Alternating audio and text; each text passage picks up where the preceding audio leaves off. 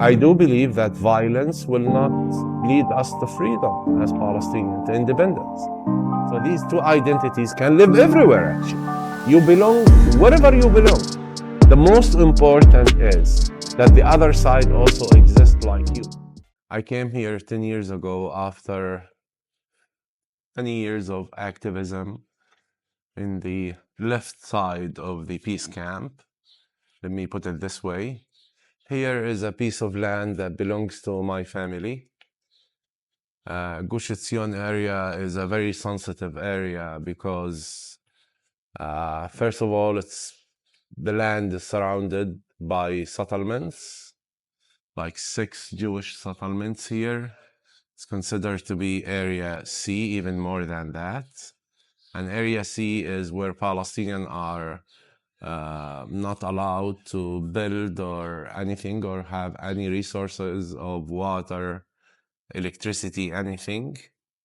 And my dream was to create a Palestinian nonviolent center and actually challenge the system nonviolently. The military system, the ideology Jewish system, that there are also Palestinians who are who believes in nonviolence and they can live, think, practice nonviolently. So I started building this building, and a few months after, that was 2014, a priest from Virginia came and offered me to meet Israeli settlers.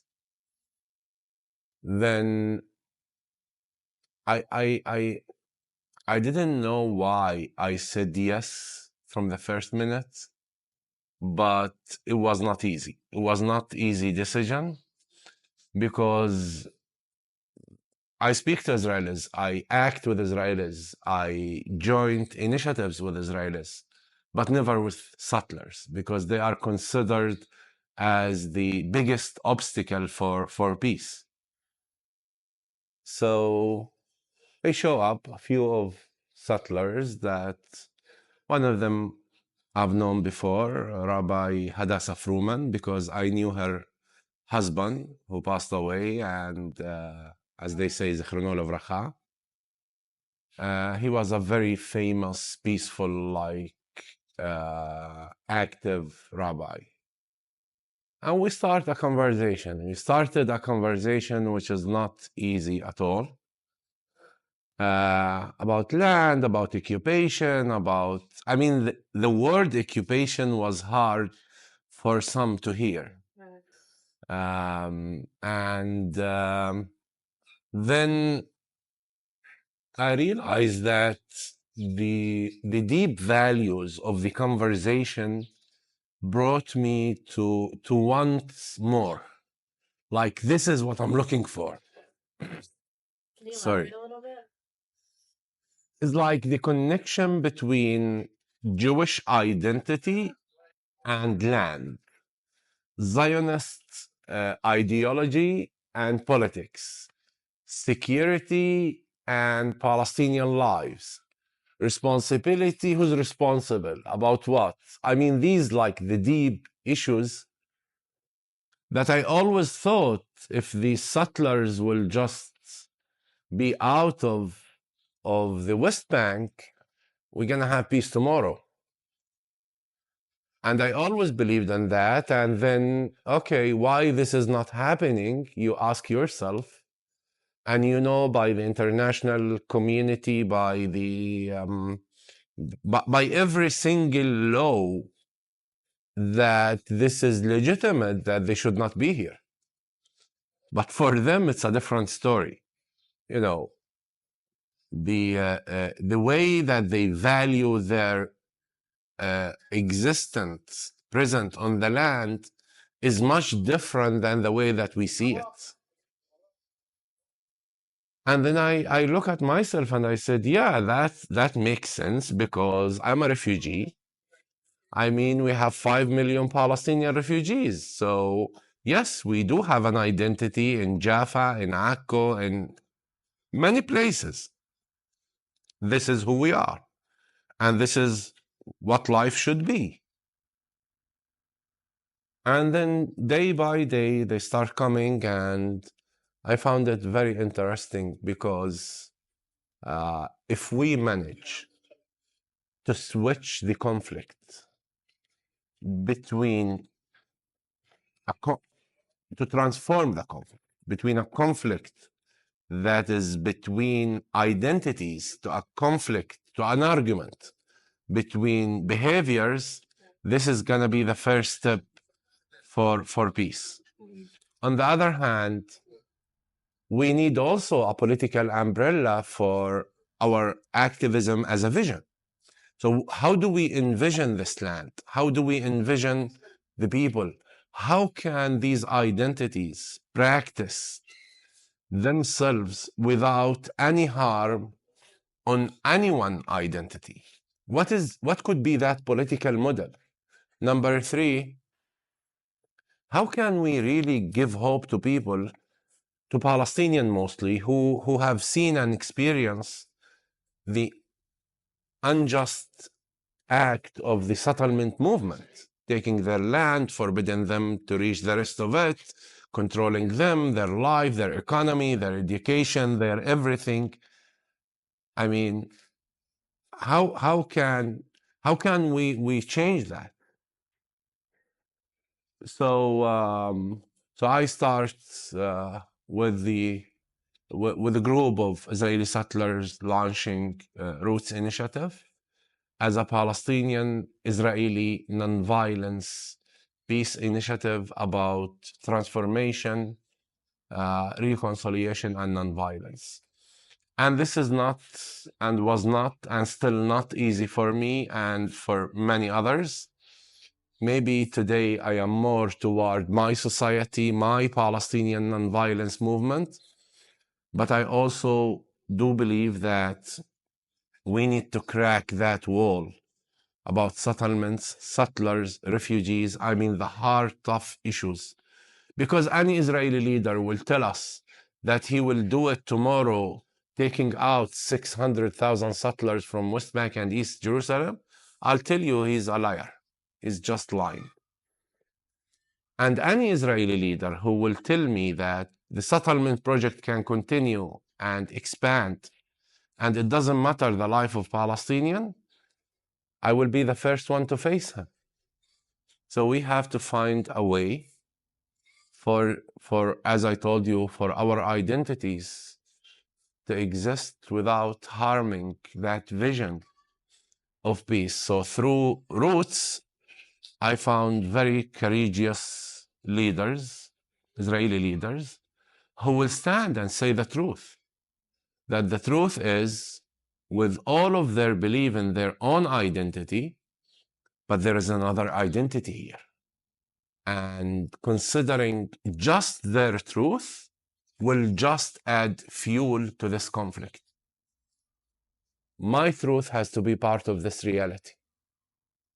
And that's why I'm fighting for it, because not just for Palestinians, also for the safety of Jewish people here. Yeah.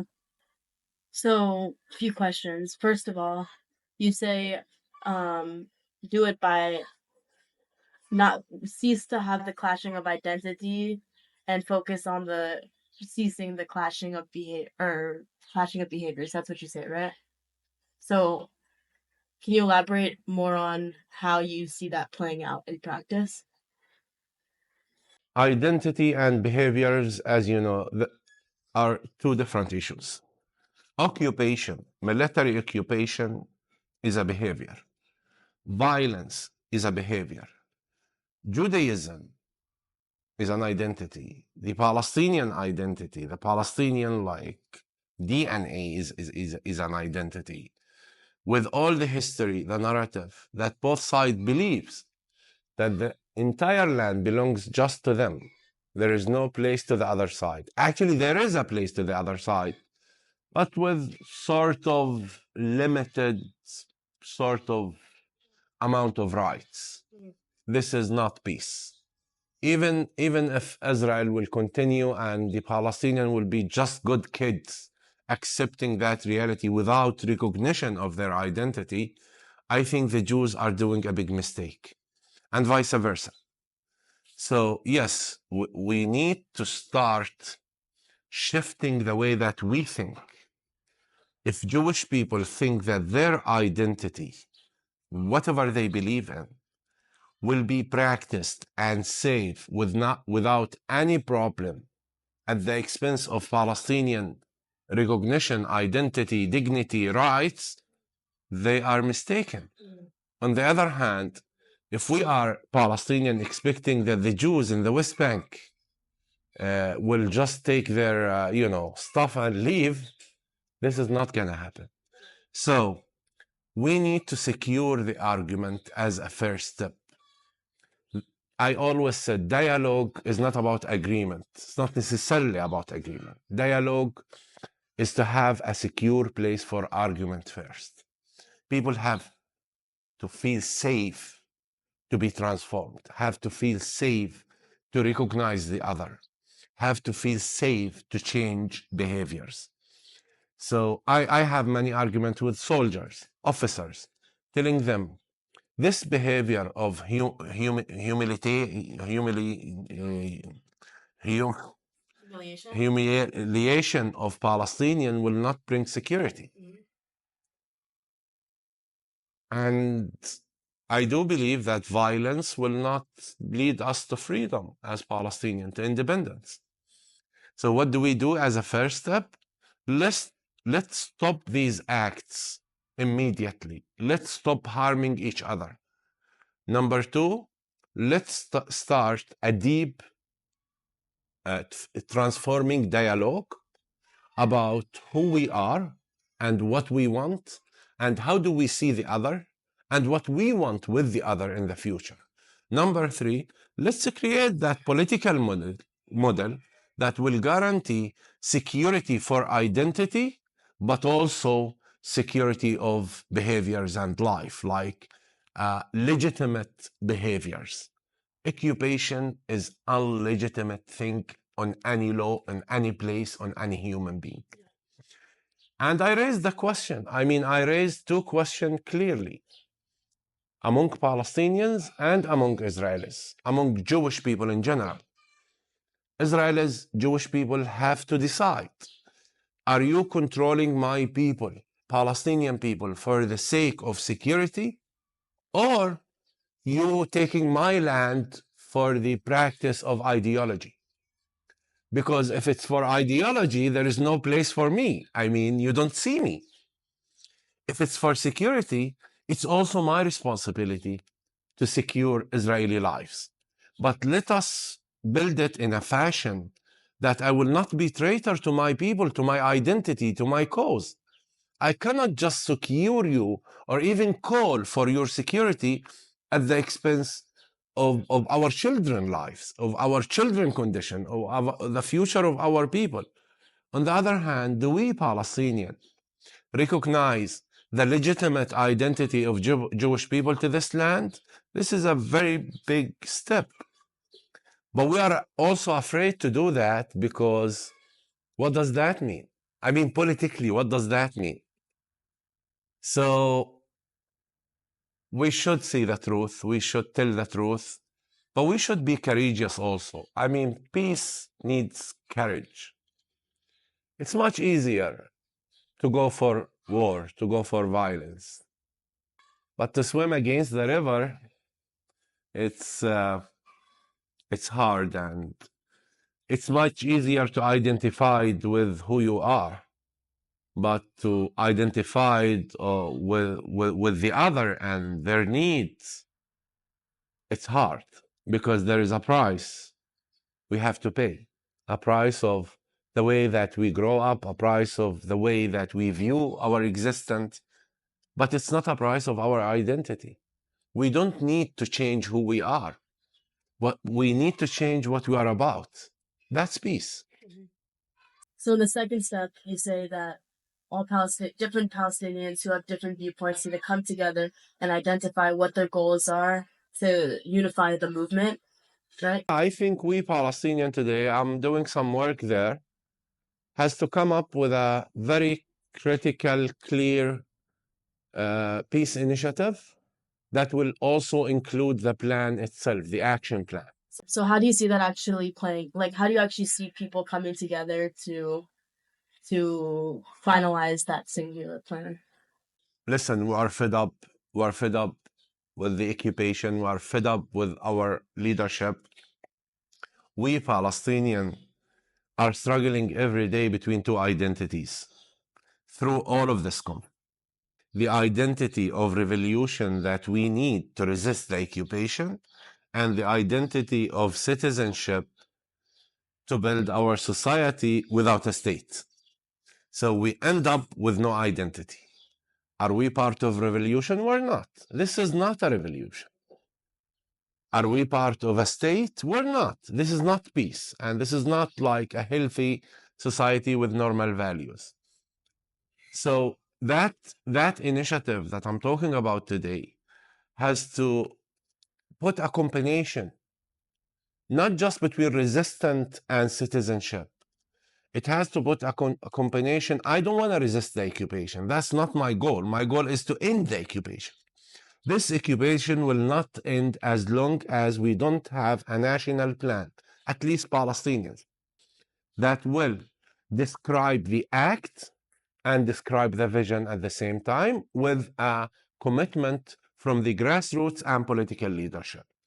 And this is not something we need to do with Israelis, by the way. Even if they care, if they don't care, I don't care. We have to be clear as Palestinians. The minute that we do that, believe me, the real revolution will be in Tel Aviv. So this is how do I see it, and this will also defend our rights, because we're in a very tough political period of time, Palestinian. We can see the consequences of violence, and we can see the consequences of fear that exist everywhere in Israel, and we pay the price of it. And the trauma is tremendous. I mean, we can turn our back and justify our act against Jewish people. That's easy. But we're not going to solve our issues. So the question is, do we want to be right, or do we want to succeed? Can you define what you mean by end the occupation? Because different kinds of people define it differently, you know? I think the occupation is not for Palestinians, just for Palestinians. Israelis are occupied by that occupation as well, the military occupation on the Palestinians, because they are paying the consequences of it every day as well. So ending the occupation is where I envision a political reality that two identities will be practiced without any price that anyone has to pay, from their land, from their rights, from their movement, from their economy. It's like citizenship. So politically, I can view two-state solution, and it has to be two-state solution in my opinion, without dividing people from their roots, but also keeping their independent identities, with the best cooperation in the world. On the other hand, the history has proved that we need each other. We're not just these two married couples that you need to divorce them. This is not the reality. We are a couple that are conflicted every day, every night, every minute. We do need separation based on recognition, but that separation is just to protect our identities and to recognize our identities without being separating physically. It has to be a recognized borders, vice versa. There is an initiative that I like, which is like Land for All. And it's sort of about that. On the other hand, I think Israel and the Palestinian will benefit much, much more than what they lose in the conflict, will benefit from peace. It's obvious. I mean, everyone knows that. In terms of the two-state, though, the biggest argument that people have against it is the fact that the settlements are encroaching on Palestine, and also the fact that the West Bank and Gaza are in two separate places with Israel in the middle. So in practice, how would you see the two-state playing out in an optimal way? In the peace show of Oslo, they didn't really touch these issues, including the refugees. Mm-hmm. Yeah, and what do you think about the right of return? They didn't touch these issues. And I think that was a big failure because, yes, we cannot touch everything at once, but it has to be a plan that fit with the vision. But there was no plan because there was no vision, in my opinion, was no clear vision. Settlers didn't know what is their future. Refugees didn't know what is their future.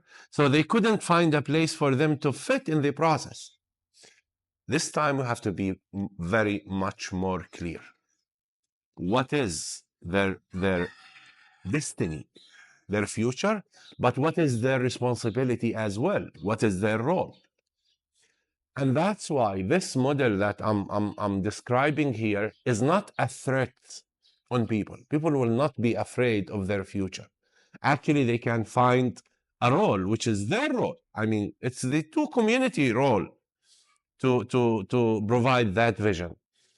And what about the future of refugees and settlers and everything? Listen, I'm a refugee. And we all believe that there is no force on earth should forbid us from our roots. But I have a news for you. It's exactly how Jewish people believe. It's exactly. Then you can argue it, who started first. And you will fall in the historical, like argumental history and narrative. I don't want to do that. I want to envision that future so these two identities can live everywhere, actually. You belong wherever you belong. The most important is that the other side also exists like you. But this is not how do we live. And this is not what we experience every day.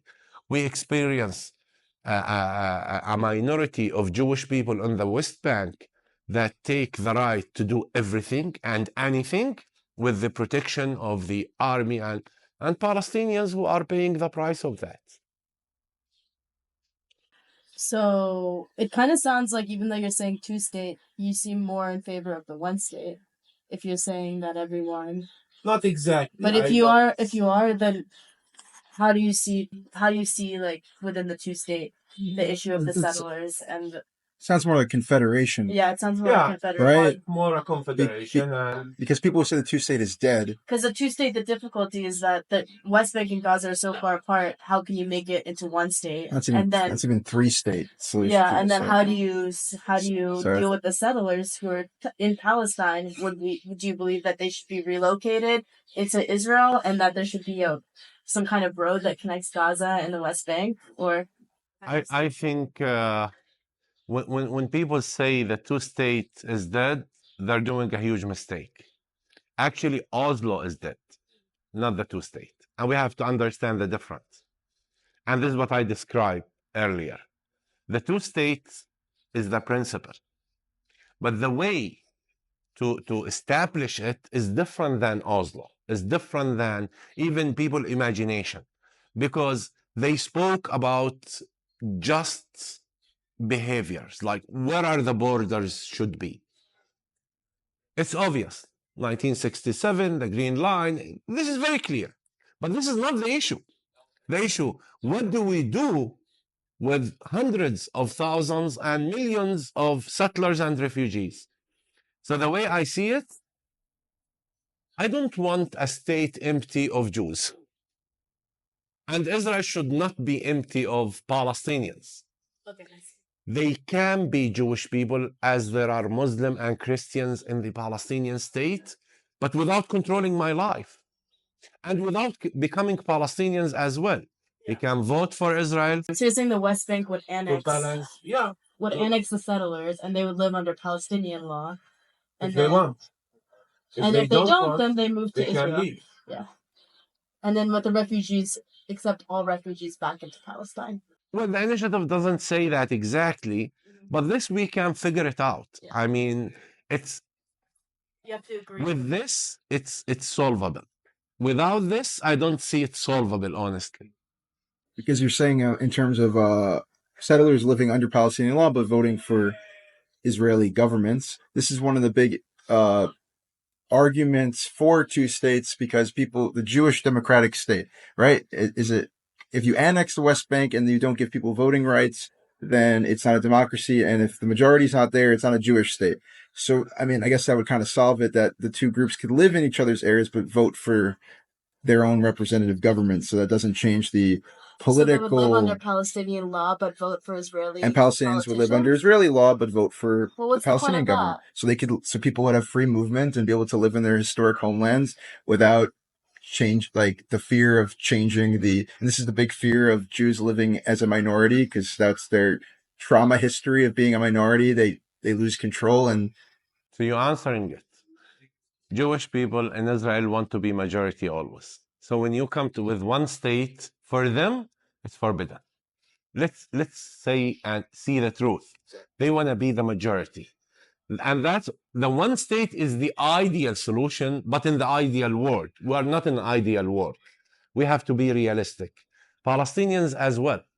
So for me, this could be the preparation for any future regional management of the Middle East. Maybe in the future, we will become like the European Union. You never know. But you can't jump from this current state to... Exactly. Everything is a process. And actually, what I'm saying here sounds impossible to the majority, because any solution is impossible now. Any solution. But we cannot live like that, and we cannot live just with that. I am an activist. I'm a leader. I have to offer people things, vision, plan. We cannot just also meet over dialogue and eat hummus together and hug each other, assuming that we love each other. It doesn't mean anything until you actually act. Yeah, we don't love each other. We hate each other. I mean, when I say we, I mean the people and the majority of them. So let's not jump with marriage without love, without even trust. We don't have any value of togetherness. The only value of togetherness, that this togetherness is just bothering us. This is the only thing. We're like Siamese twins that who beat each other in the same body. So how do we turn it to a reconciliation process? Because the body will be the body, the land will be the same, but we are different. So how do we do that? Well, because the political environment has moved, in Israel at least, so much a point that mentioning two states is pariah. Even the leader of the left, Yair Golan, he's not saying two states anymore. He's saying separation, which is basically cut the Siamese twin in half and stop bothering each other. Don't expand the settlement. So what's the argument against? Yeah, if you cut the Siamese, they will die. You cannot cut them. You cannot separate them. Or they will be handicapped for the rest of their life. It will not work for them. For me, listen, when Israeli leftists speak about two separated states, or many of them, give the Palestinian the West Bank and Gaza, let's keep Israel, I don't think that they promoting for a solution. On the other hand, when people advocate for one state, I don't think they are promoting for a solution as well.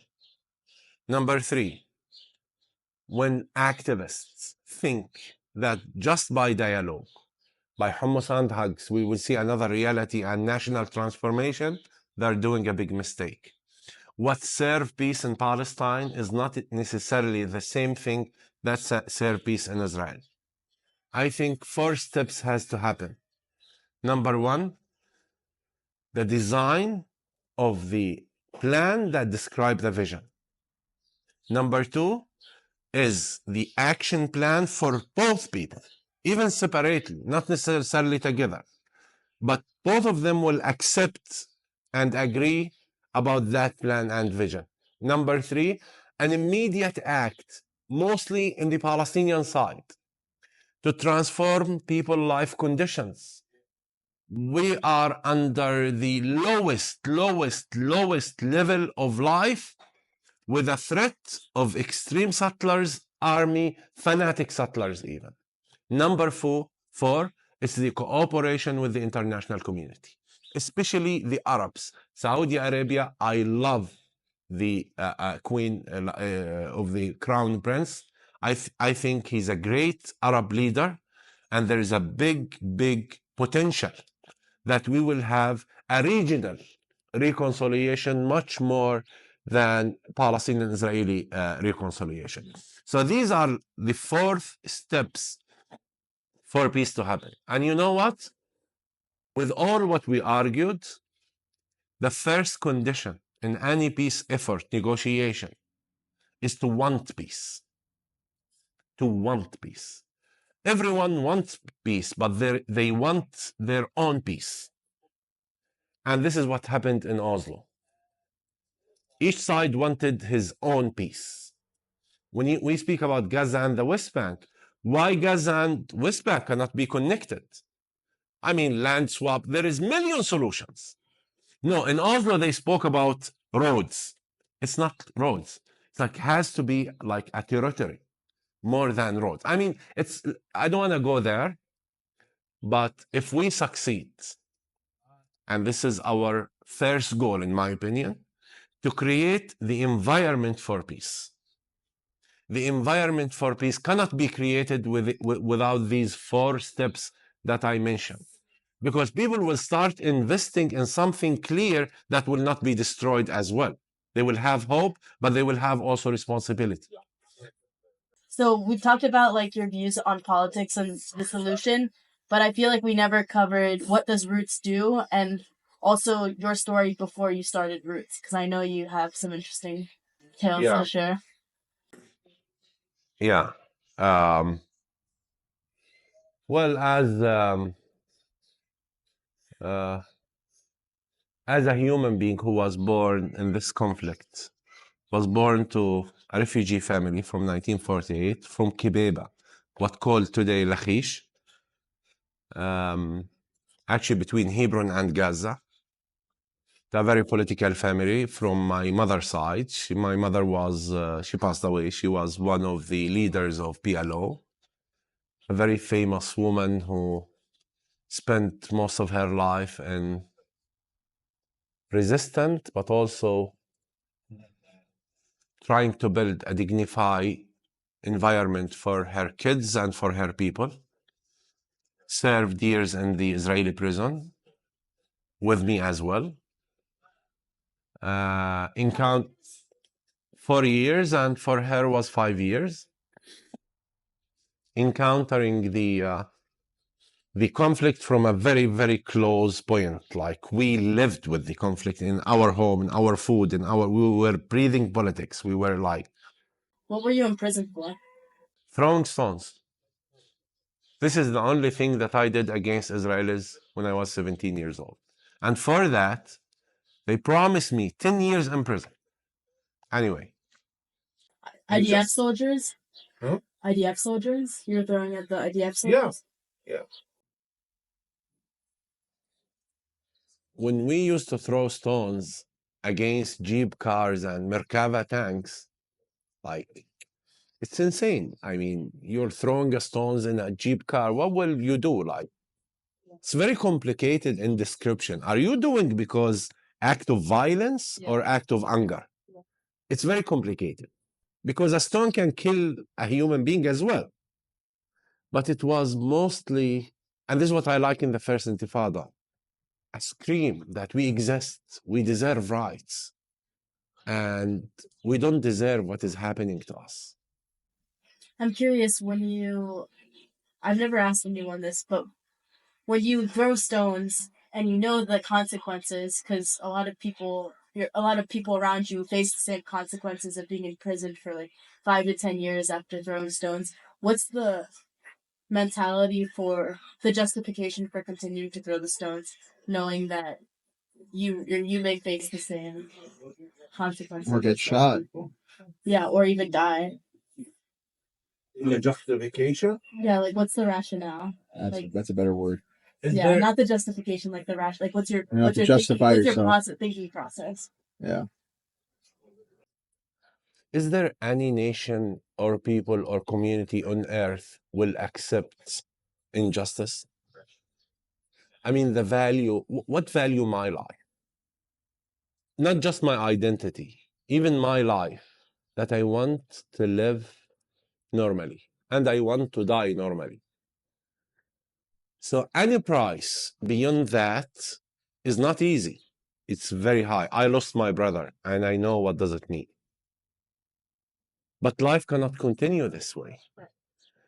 But of all the choices that you have to resist, Yeah, I mean, uh, that minute, you don't just hate the other. You always hate you. Also hate yourself.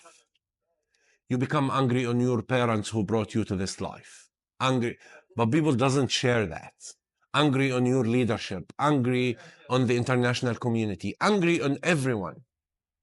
Because in one hand, you are a normal human being. You're not a terrorist. You're not a murderer. You are not a fanatic.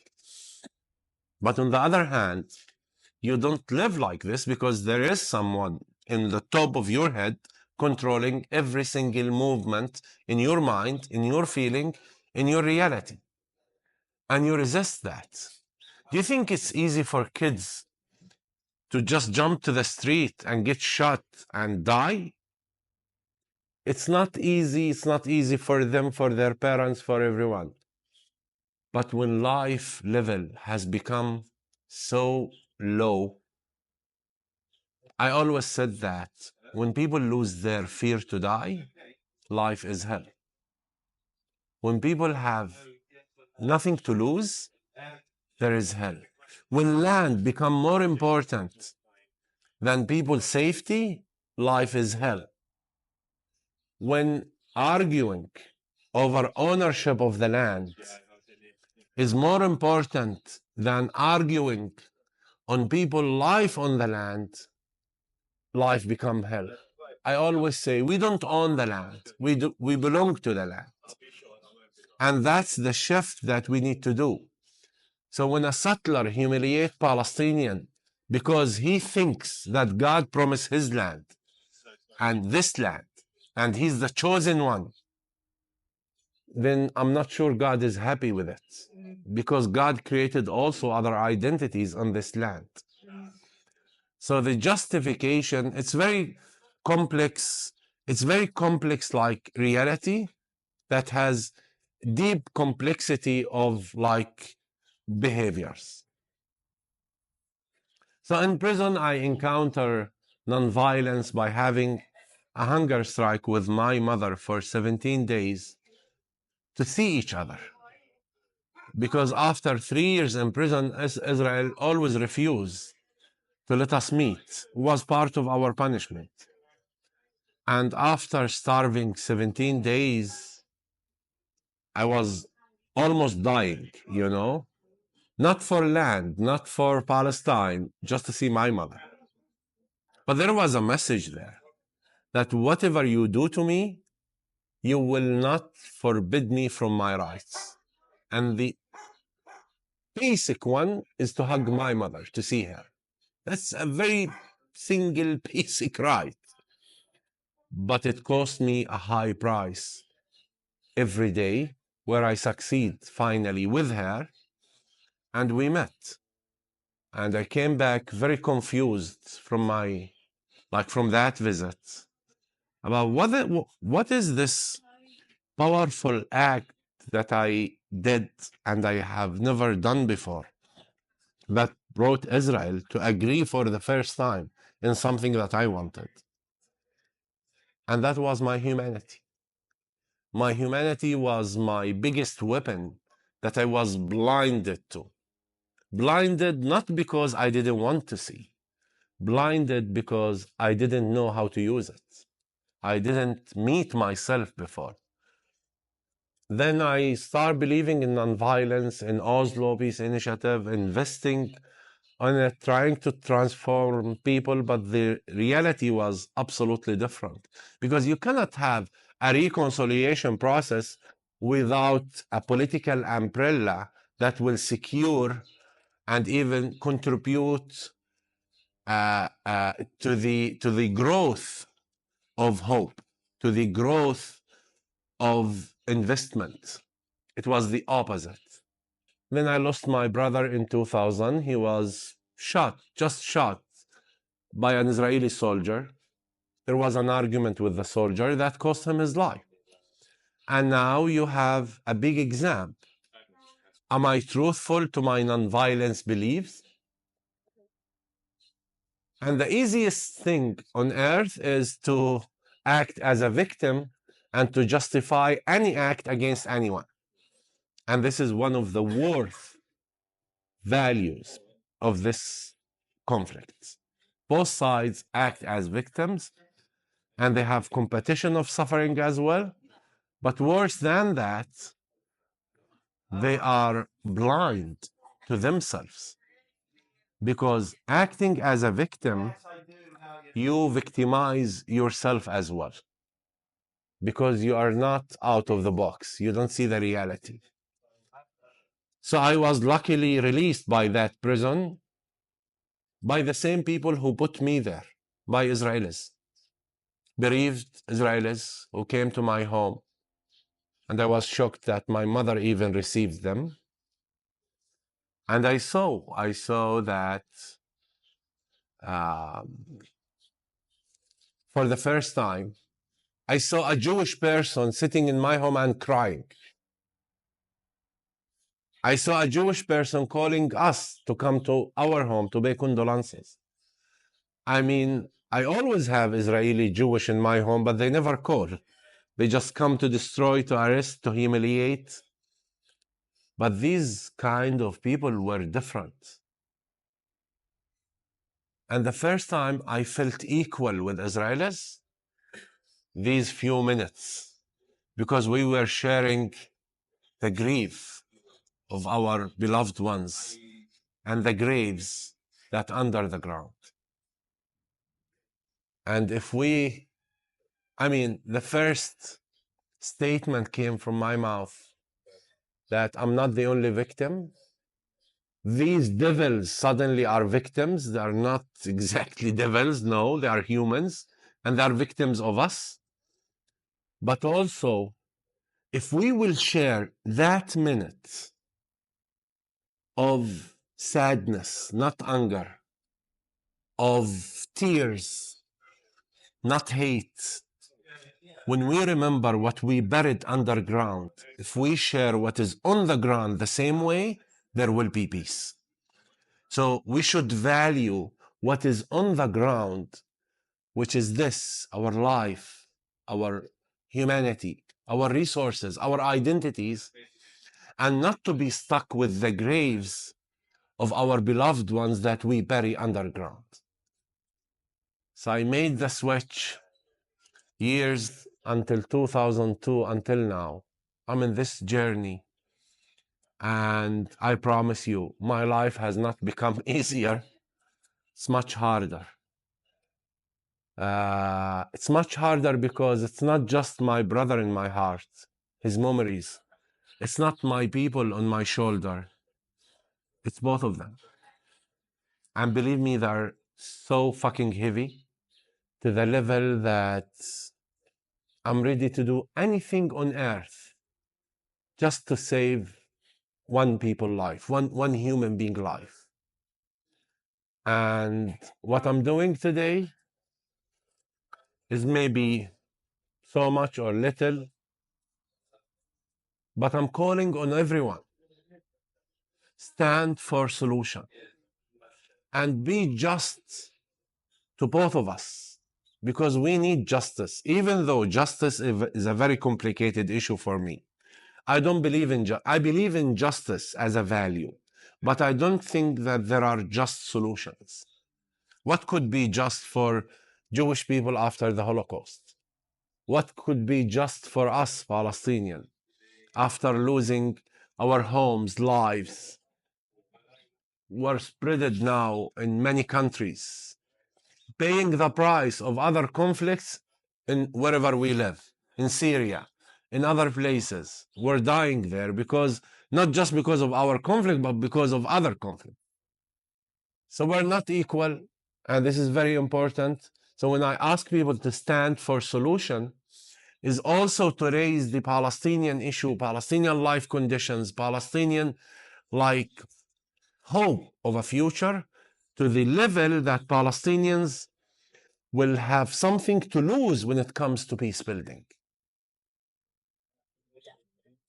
So with Roots, what is it? What's the general premise of Roots and what they do as an organization? The greatest thing that Roots did and the highest value of it is to tell Jewish people, settlers mostly, that we are not the only legitimate identity. There is a legitimate identity that's called Palestinians. This is by them, for them. Number two is to start describing some sort of a hopeful reality that Jews are not a threat on my identity and I don't want to throw them to the sea. This is the highest value of Roots education. Roots do many things. They have an active women group. They have an active youth group, especially youth Israeli youth, who will join the army. Roots do a lot of meeting with the pre-army program in Israel that before these kids wear an M16 to go to defend the greatest Israel from the devils and the terrorists. Not exactly. There are human beings here, and you are not the only rightest person on earth. So there is a lot of that. They come here and they meet with Yeah. other Palestinians and they talk. For the first time, they hear a Palestinian story. For the first time. Listen, it's not hard. I was called by one of them as a son of a bitch in the first few minutes of the meeting. By the end of it, the same guy stood up and he said, "This is the first time I shake a hand of a Palestinian.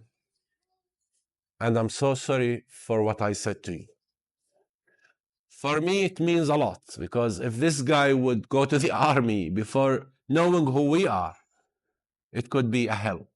It can be a killing machine. And I'm not doing this just to secure my people. I'm doing also this to secure them. To secure them from losing control, but also from the ego of having power. Yeah. The ego of fear. Israelis are so fearful to have ego of fear, which is a fake ego. Wake up. So, yeah. Okay, my last question is now I know what your thinking was when you your thought process for throwing rocks back then. Now what do you think about that form of resistance? About what? Like what do you think now about the form of resistance of throwing rocks? Like now with all your experience looking Yeah. back at how Well, I'm not so active in Roots. So I created 10 years ago a Palestinian national nonviolence movement called Tagir, Change. This is where, honestly, most of my time, my energy, my face, internationally and locally, with my own project, which is mostly about adopting nonviolence as an identity, with a manifesto that I wrote. Hopefully, it will come soon. That speaks about this history and journey and strategy and vision and everything. I do believe that the only way to deal with the confusion in my society as Palestinian between revolution and citizenship is a non-violence national movement that will not just resist the occupation, will put a model to end the occupation. So we're facing a system.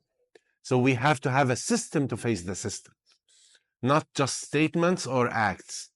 On the other hand, we have to take responsibility and stop complaining against the occupation in every single thing. That's the victimhood mentality again. We have to be responsible about ourselves, about our future, with a very clear, not statement, plan and vision that we will deliver it to the Israeli society. This is how do we see our future with you, and this is our plan. You're welcome to support, to join, to whatever, or to reject, but we're not gonna give up that plan. That's one.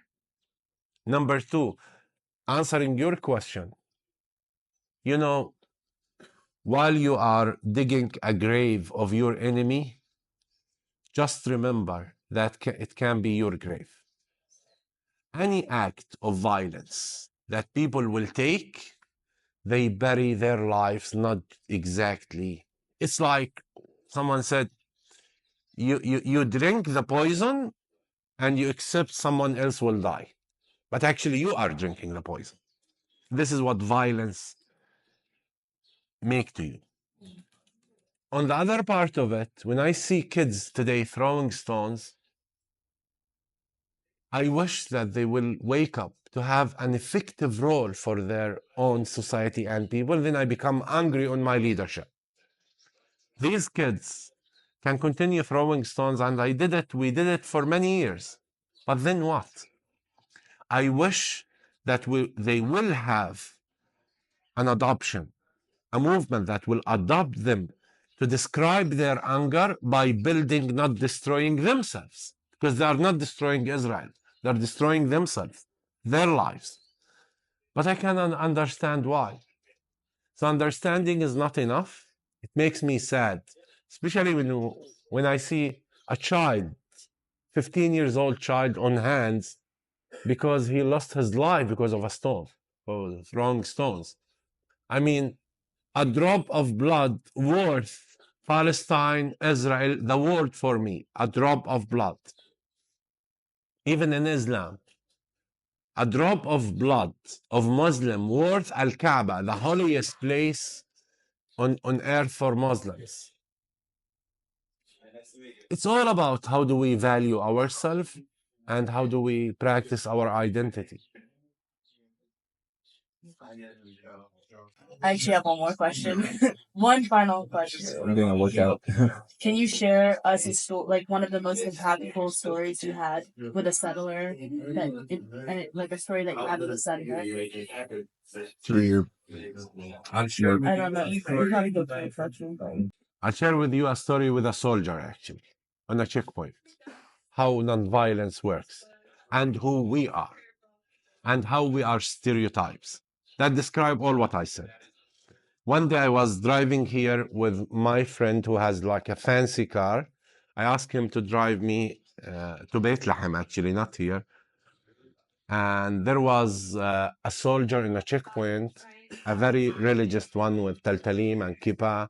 And when we see just a person, we think that he's an Arab eater for the morning.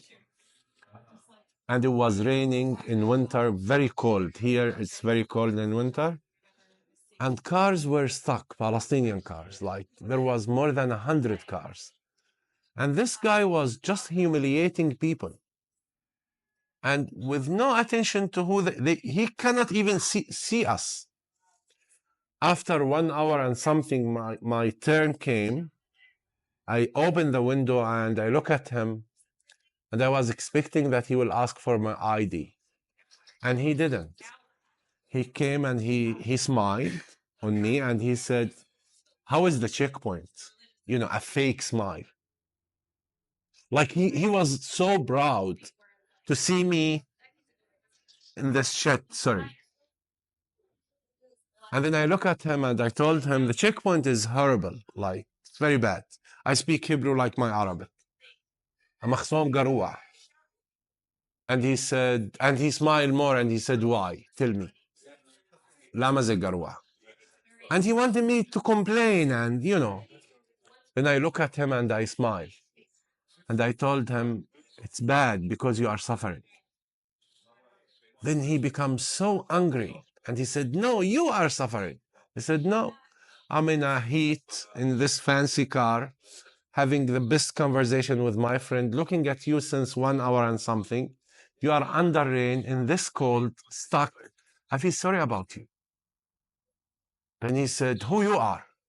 I told him who am I. I was in the parent circle, families forum. And then he turned to me and he said, I grew up in Hebron, a very right-wing Jewish family. And I have never heard a Palestinian speak about my suffering. Then I said, well, good morning, Boker Tov. You came proud of your power on me, causing me. But you know what? If you are doing this for security, I'm telling you, you are turning me to a terrorist because I will want to take revenge. If you are doing it for psychology, it's up to you. I'm not a psychologist, but by the end of the day, look at both of us. You're gonna be here the rest of your day, stuck with all what you face, going back to fly to India the first time to clean up this shit, and turning me maybe to a suicide bomber or I don't know what. But I don't want that. And we should not do that because this will not promote not security, not freedom, not anything. Then he let me pass. I look in the mirror and I saw the car start moving. He didn't become a Mandela, but he's not the person anymore. And this is the story that happened in Roots every day when you ask me about a story with settlers. It's all about fear, stereotype, blindness of our own ideology. And even nice ones who think that the Palestinians deserve good life. Let's have them as workers. They fix our homes and stuff. And let's give them right. Yeah, sure, medicine, medical, money. This is not partnership. So they have to see us as partners. And when some of them get shocked when they think that in Rami Levy, this is a big mall here, they think that there is Dukuyum. What is Dukuyum? There is sort of reconciliation because Arabs, Palestinians worked at Rami Levy with Jews. They think that there is like normal life. I say no. We work at this mall. We're not partner theirs. There is sort of like a box that Jewish people live in, and we accept that they know. They have no idea who we are. They see us, but they don't see us. I mean, Rabbi Hanan Schlesinger can tell you what happened to him. As a rabbi for 36 years, he said, my truth has blinded me to another truth. I don't want to give up my truth, but I also cannot live just with it. So this is what's happening in Roots. Summer camp for kids who have never met. Finally, they see each other's like normal, but in a very different normal realities. So we cannot just live with the fantasy of Roots, assuming that life is normal. There are big tasks that has to happen when it comes to activation of hope. How do we active hope? Practically.